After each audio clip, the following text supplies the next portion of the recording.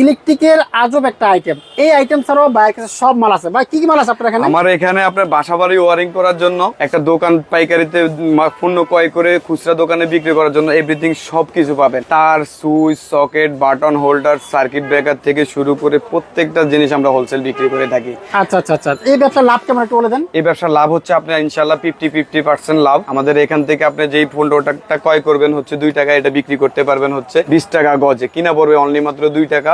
আর একটা কিনা পড়বে হচ্ছে আপনার, যেমন এটা কিনা পড়বে হলো আপনার হলো 130 টাকা, মানে 1 টাকা 30 পয়সা গজ।